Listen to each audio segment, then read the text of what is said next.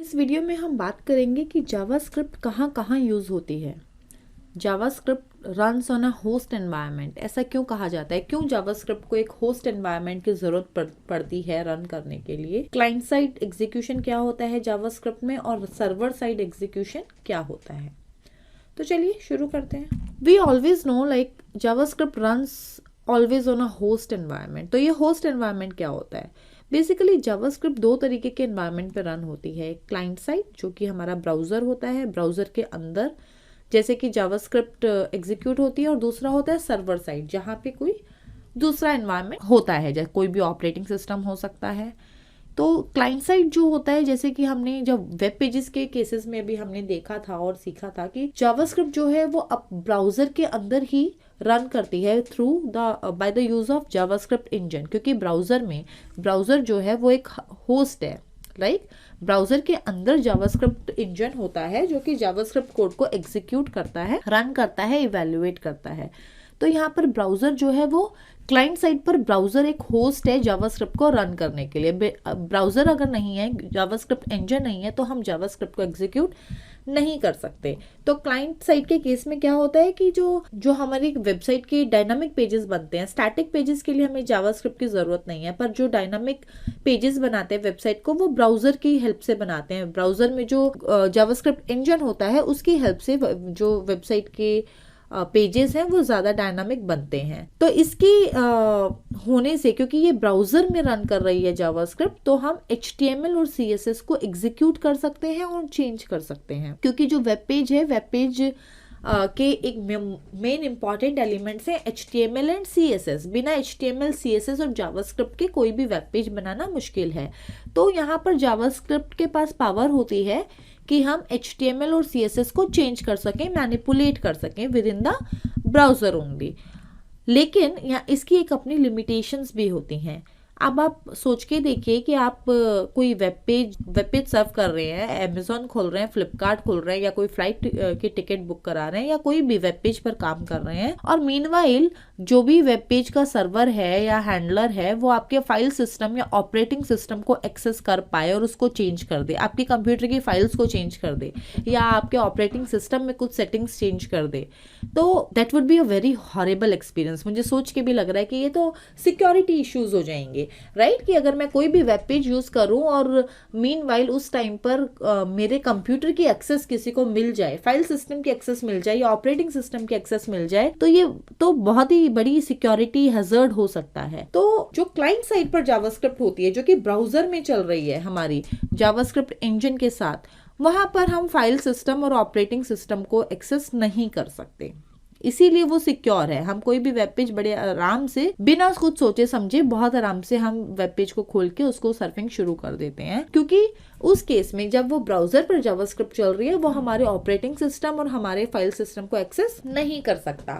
और ब्राउज़र में web page को बनाने के लिए या ब्राउज़र में जावास्क्रिप्ट को रन करने के लिए जावास्क्रिप्ट का अल्टरनेटिव नहीं है। If we want to use JavaScript in a client side as in a browser, then we need to use JavaScript. JavaScript is the only language. तो एक तो हुआ होस्ट एनवायरनमेंट जो था वो ब्राउज़र था, जो कि क्लाइंट साइड पर था, ब्राउज़र के अंदर जावास्क्रिप्ट जो है वो रन कर रही थी। दूसरा जो एनवायरनमेंट है होता है, अब आगे क्या किया कि सर्वर साइड पर यूज करने के लिए कुछ डेवलपर्स ने क्या किया कि वो जो ब्राउज़र के अंदर जावास्क्रिप्ट इंजन है, जो कि यूजुअली हर ब्राउज़र में है, बिल्ट इन है आजकल, जैसे कि गूगल का V8 इंजन, तो उस इंजन को, गूगल के इंजन को उन्होंने एक्सट्रैक्ट किया और किसी दूसरी जगह पर, जो कि ब्राउज़र के बाहर, उसको रन करने की कोशिश की उस जावास्क्रिप्ट को, एंड दैट हैपेंस, वो हुआ। तो जब भी हम किसी भी जावास्क्रिप्ट, गूगल के जावास्क्रिप्ट इंजन को एक्सट्रैक्ट करके कहीं बाहर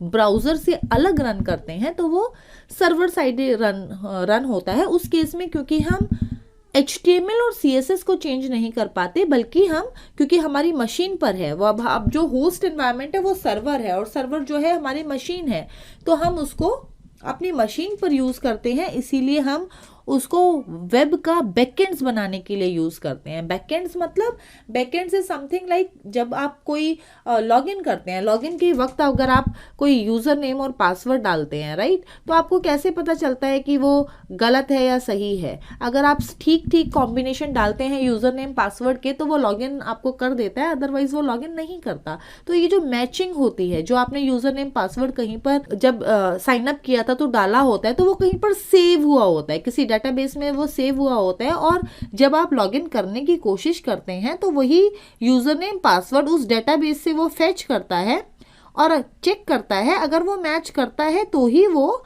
आपको लॉगिन करने देता है, अदरवाइज नहीं। तो ये जो पीछे का ये जो सारा काम हो रहा है, जो डेटाबेस पे रिक्वेस्ट जा रही है, वो चेक कर रहा है, फेच कर रहा है या सेव कर रहा है, ये जो सारी रिक्वेस्ट हैं ये कहाँ पर होती हैं? ये बैकएंड पर होती हैं, like behind the scene. Users को नहीं पता चलता पर बिहाइंड द सीन ये सब हो रहा होता है, करेक्ट? नहीं तो हम ये सब कैसे मैनेज करेंगे, कैसे हैंडल करेंगे? तो ये जो सारा काम हो रहा है बिहाइंड द सीन्स, जो बैकएंड्स पर काम हो रहा है, ये इसे भी हम जावास्क्रिप्ट के थ्रू बना सकते हैं, पर not using the browser but by using the Node.js, the Google V8 JavaScript engine.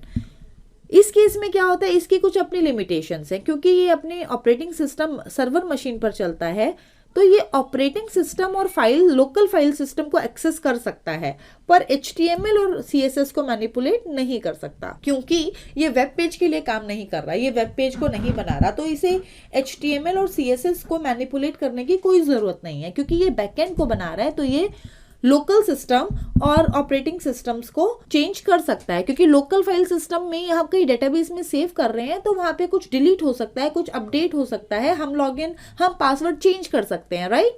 हम अपना अकाउंट डिलीट कर सकते हैं, हम कोई भी अकाउंट ऐड कर सकते हैं। तो यहाँ पर फाइल में चीज़ें चेंज हो रही हैं, इसीलिए हम यहाँ पे लोकल फाइल सिस्टम को एक्सेस कर सकते हैं ताकि हम चेंज कर पाएँ अकॉर्डिंग टू द नीड्स। हम उसमें अपना अकाउंट का यूज़र नेम पासवर्ड ऐड कर पाएँ, पासवर्ड डिलीट कर पाएँ, पासवर्ड अपडेट कर पाएँ, अकाउंट डिलीट कर पाएँ, अकाउंट अपडेट कर पाएँ। तो उसके लिए हमें फाइल सिस्टम अपडेटेड चाहिए। तो यहाँ पे सर्वर साइड के केस में जब Node.js जो होता है, Node.js के केस में हम लोकल फाइल सिस्टम को एक्सेस कर सकते हैं, पर HTML CSS को एक्सेस नहीं कर सकते। तो जो बैकएंड है, बैकएंड बनाने के लिए और भी बहुत सारी लैंग्वेज हैं, जैसे कि वेब पेजेस को डायनामिक बनाने के लिए हम जावास्क्रिप्ट ही यूज करते हैं। जावास्क्रिप्ट का कोई अल्टरनेटिव नहीं है, हमें जावास्क्रिप्ट के थ्रू ही वेब पेज को डायनामिक बनाना पड़ेगा। पर बैकएंड पर काम करने के लिए हमारे पास और भी बहुत सारी लैंग्वेजेस हैं, जैसे कि पाइथन से हम बैकएंड बना सकते हैं, PHP से बना सकते हैं, जावा से बना सकते हैं, C# से बना सकते हैं। तो there are some more other languages for working in the backend. पर क्योंकि जावास्क्रिप्ट से अगर हम फ्रंट एंड यानी कि वेब पेजेस एंड बैकएंड जो कि सर्वर साइड है, अगर हम दोनों चीजें अगर जावास्क्रिप्ट से करना चाहें तो ये बहुत इजी हो जाती है, क्योंकि जावास्क्रिप्ट के रूल सेम है, सिंटेक्स सेम है, प्रोग्रामिंग लैंग्वेजेस सेम है। तो हमें किसी भी डेवलपर को काम करना आसान हो जाता है, क्योंकि फ्रंट एंड के लिए हमें जावास्क्रिप्ट करनी ही है। तो अगर हम वही लैंग्वेज बैकएंड में भी यूज कर लें तो that would be very useful.